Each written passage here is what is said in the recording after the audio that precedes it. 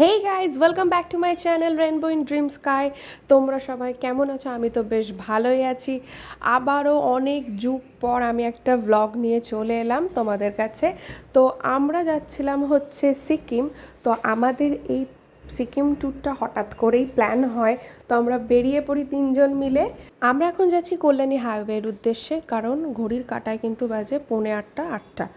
বাস কিন্তু আমাদের 8:30টায়। তো দেখো, আমাদের কিন্তু বাসে যাওয়ার কিন্তু কোনো রকম প্ল্যানিং ছিল না। আমরা হচ্ছে যেতাম বন্দে ভারতে, যেহেতু আমরা তিনজন মানুষ একটা সিট ওয়েটিংয়ে থাকায় বেশি দেরি না করে আমরা 27 তারিখ রাত্রিবেলাতেই বেরিয়ে পড়েছিলাম হচ্ছে বাসে।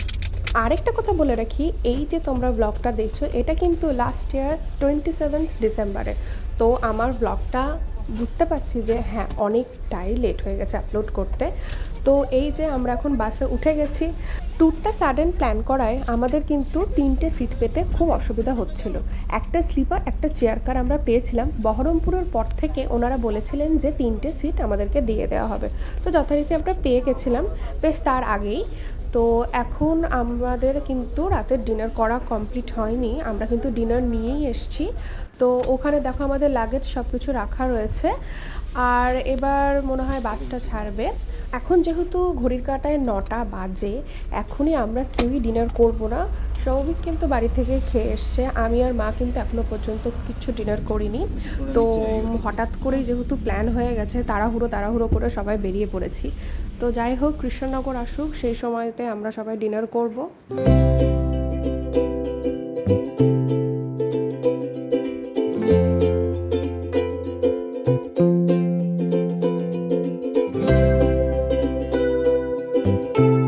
সো দেখতেই পাচ্ছ তোমরা যে এখন কিন্তু ভোর হয়ে গেছে, আর কিন্তু এখন মারাত্মক ঠান্ডা। কিছুক্ষণ পরে আমরা শিলিগুড়িতে নামবো। এই যে দেখতেই পাচ্ছ যে আমরা শিলিগুড়িতে নেমে গেছি। এখান থেকে কিন্তু আমরা ক্যাব বুক করেছিলাম।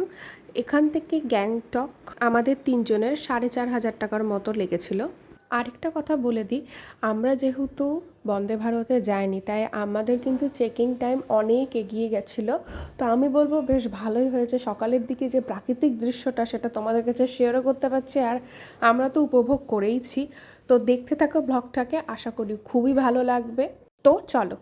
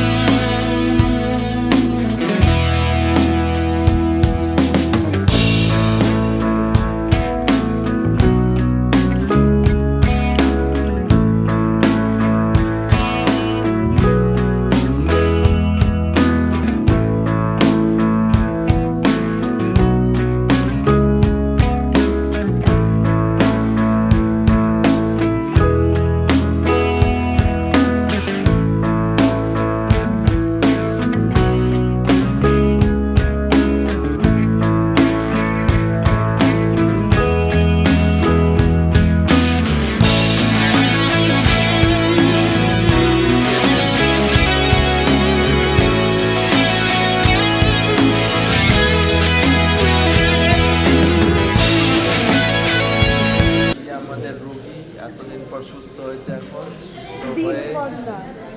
সরি এত ঘন্টা পর সুস্থ হয়েছে। সুস্থ হয়ে এখন ফোনটা একটু ধরলো, ধরে মুখের সামনে দিল ফাইনালি। আপাতত এইটুকুই। এই রেস্টুরেন্টে আমরা দাঁড়ালাম ব্রেকফাস্ট করার জন্যে। আর ওদিকে তো দেখতেই পাচ্ছ কীভাবে পেছনে লাগছে। नॉर्मल टी आ गया उनका मम्मी जान के लिए लिकर का चाय ऑर्डर किया बिना शुगर का।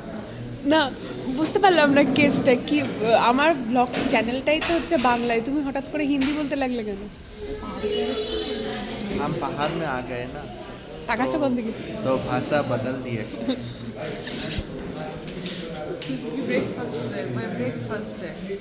আর এখানে দেখতেই পাচ্ছ যে চা চলে এসেছে, আর এনারা দুজনে হচ্ছে অর্ডার করেছিল হচ্ছে ব্রেকফাস্টের জন্য রুটি, আর এখানে ওরা একটা কি আলুর একটা সবজি টাইপস কিছু দিয়েছিল আর ঘুগনি।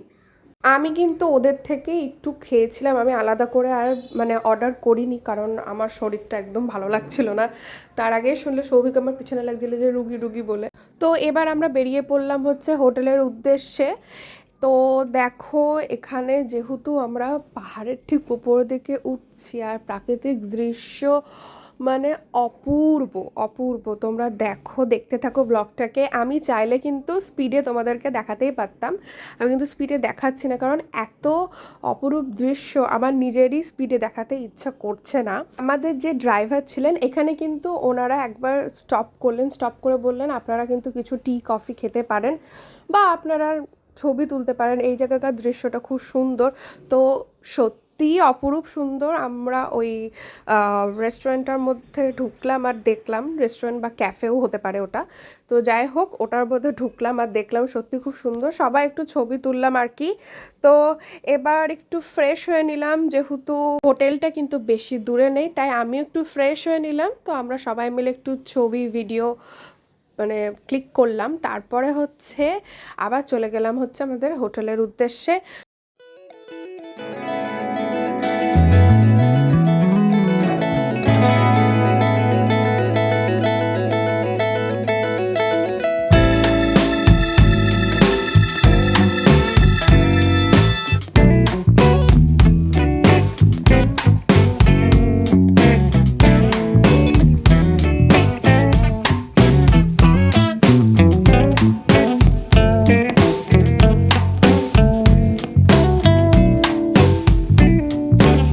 এখন কিন্তু আমরা হোটেলে পৌঁছে গেছি। তো হোটেলে আসার সঙ্গে সঙ্গে আমাদেরকে কিন্তু গরম জল দেওয়া হলো, যাই হোক, দিয়ে তারপর আমরা খেয়ে দিয়ে ওপরে উঠলাম। তো ওরা টি কফি এরকম অফার করছিল, তো তখন কারোরই টি কফি খাওয়ার মন ছিল না, যেহেতু রাত জাগা, আর কিন্তু টি কফি খাওয়ার মন কারোরই ছিল না, সবাই এখন একটু চাইছিল লাঞ্চ করতে। দেখতেই পাচ্ছ আমরা কিন্তু এখন রুমে পৌঁছে গেছি। আর আমরা যে হোটেলটায় ছিলাম সেই হোটেলটার নাম ছিল হচ্ছে কাঞ্চনজঙ্ঘা দর্শন। এই হোটেলটার ফেসিলিটি অ্যান্ড সার্ভিস সম্পর্কে যদি আমার কাছে জিজ্ঞাসা করো 10 out of 10 আমি দেবো, কারণ এনাদের সার্ভিস প্রচণ্ড ভালো। তো দেখতেই পাচ্ছ এখানে সৌভিক একটু চা খাচ্ছে, আর আমাদের যেহেতু রাত্রেবেলা থেকে ডিনার আমাদের হোটেলেই, তো দুপুরবেলার লাঞ্চটা কিন্তু আমরা বাইরেই করছিলাম। তো যাই হোক, সৌভিক এখানে চাউমিন নিল, আমরা কিন্তু ভাতই খেয়েছিলাম। আর বাইরের খাবার সম্পর্কে কি বলবো, খাবারটা মোটামুটি ছিল খাওয়ার মতো, পেটে প্রচণ্ড খিদে ছিল আর কি, তো ভালোই লেগেছিল। ওরা তো চিকেন টিকেনগুলো বেশ ভালোই করে, বাট চালটা একটু শক্ত ছিল এই আর কি। তো এখান থেকে কিছুটা এগিয়ে গিয়ে আমাদের হোটেলটা, তো আমরা একটু যেহেতু বাইরে এত রোদ, তাই আমরা একটুখানি বাইরে দাঁড়িয়ে গল্প করছিলাম, এখানে হাঁটাহাঁটি করছিলাম। এই দেখো আমরা তিনজনে প্রচণ্ড পরিমাণে কিন্তু আড্ডা মারছিলাম। আর এখন ভাবলাম যে রুমের দিকে যাই, রুমের দিকে গিয়ে তিনজন মিলে একটা ঘুম দিয়ে নিই, তারপর সন্ধ্যাবেলার দিকে আমরা এমজি মার্গ যাব। ঘুরতে এসে মানুষ যদি এভাবে খায় তাহলে বাইরে বেরোবো কি করে? এই যে আমরা রেডি হয়ে গেছি, আরে এখনো পর্যন্ত খাওয়া দাওয়া করছে, এখনো পর্যন্ত ঘুরতেই যেতে পারছে না। আমি রেডি হওয়ার পর যদি দাঁড়িয়ে থাকতে হয় তাহলে একবারে লাস্টে রেডি হয় ভালো। ব্লগের মধ্যে বাইরের ভিউ, এটা পুরো অন্ধকার হলে না দারুণ লাগবে। আমরা এখন হোটেল থেকে বেরিয়ে পড়েছি, এখন বেরিয়ে যাচ্ছি হচ্ছে আমরা এমজি মার্গের দিকে। তো এখন ট্যাক্সি বুক করে আমরা এখন যাচ্ছি এমজি মার্গের দিকে। তো দেখতেই পাচ্ছ এখন কিন্তু পাহাড়ের ঠিক উপর দিকে আমরা উঠছি। তো এখানকার ড্রাইভারদের হাত সম্পর্কে তো কিছু বলার নেই, তোমরা সবাই জানো যে মানে দুর্দান্ত হাত মানে ড্রাইভিংয়ের ক্ষেত্রে। তো দেখো এখন কিন্তু আমরা ওপরের দিকে উঠছি, আমার কিন্তু এই সময়টা করে মানে যখন দেখছিলাম না বেশ ভয়ও করছিল, আবার বেশ একটা অ্যাডভেঞ্চার টাইপেরও লাগছিল। তো দেখো আমরা কিন্তু এখন এই ঘুরে ঘুরে এখন কিন্তু আমরা ওপরের দিকে উঠছি, আর এই যে প্রায় পৌঁছেই গেছি আমরা হচ্ছে এমজি মার্গের দিকে। তো চলো দেখতে থাকো। আশা করি এতক্ষণ হয়তো তোমাদের ব্লগটা দেখতে খুব ভালোই লাগছে। তো এখন কিন্তু আমরা ওয়েস্ট পয়েন্ট বলে একটা জায়গা ছিল এখানে, তো এই জায়গাটা করে আমরা রয়েছি। এখানে কিন্তু আমরা একটুখানি ফটো আর ভিডিও শ্যুট করেছিলাম। তো এই জায়গাটা বেসিক্যালি মনে হয় সাজানো হয়েছিল ক্রিসমাসের জন্যে। তো আমরাও সেই সময়তে গিয়েছিলাম। তো এখানে বেশ অনেকটা ফরেন টাইপের লাগছিল। তো এখানে সবাই মিলে একটুখানি ফটো ভিডিও ক্লিক করেছিলাম। তো দেখো অপূর্ব সাজিয়েছে। একটু ভিতরের দিকে যাই, দেখতে পাবে একটা পান্ডা। এখানে দাঁড়িয়ে কিন্তু সবাই আমরা ছবি তুলছিলাম। তো এই দেখো, এই জায়গাটা আমার খুব ভালো লেগেছে। এখানে অনেক রকম আড্ডা, অনেক রকম ফটো ক্লিক করার পর কিন্তু আমরা চলে গেলাম এক্সপ্লোর করতে এমজি মার্কেট। তো দেখতেই পাচ্ছ এখন আমরা চলে এসেছি হচ্ছে এমজি মার্কেট। তো যাই হোক, এখানে কিন্তু আমরা অনেক কিছু শপিং করেছি, সেগুলো আরও নেক্সট যে ব্লগ আছে সেখানে তোমরা দেখতে পারবে। সো যাই হোক, রাতের এমজি মার্কেটের ভিউটা কেমন হয় তোমাদের কাছে শেয়ার করছি। আমার তো বেশ ভালো লাগছিল। আমি কিন্তু এদিনকে পুরো এমজি মার্কেটটা ঘুরে দেখতে পারিনি, কারণ খুব ঠান্ডা লাগছিল। প্রথম দিন গিয়ে ওই জায়গাটা ঠান্ডাটা একটু মানাতে আমার টাইম লাগছিল। তো পুরোটা সেদিন দেখিনি, আমরা পরে আবার এক্সপ্লোর করেছি। তো যাই হোক, দেখো ভিডিওটা।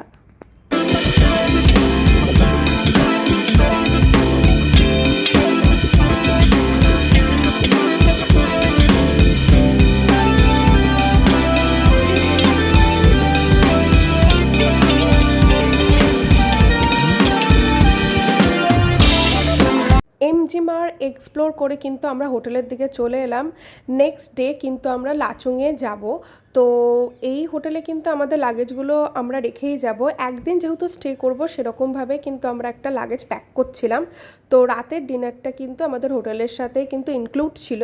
ওনাদের কিন্তু খাবারের কোয়ালিটি অ্যান্ড সার্ভিস সম্পর্কে আমি আগেই বলে দিয়েছি, সুপার। So that's it. আজকের মতো ব্লগটা এখানেই শেষ করছি। আরও ভালো ভালো ব্লগ কিন্তু আসতে চলেছে। তো দেখতে হলে আমার চ্যানেলটিকে সাবস্ক্রাইব করো। আজকের মতো টাটা।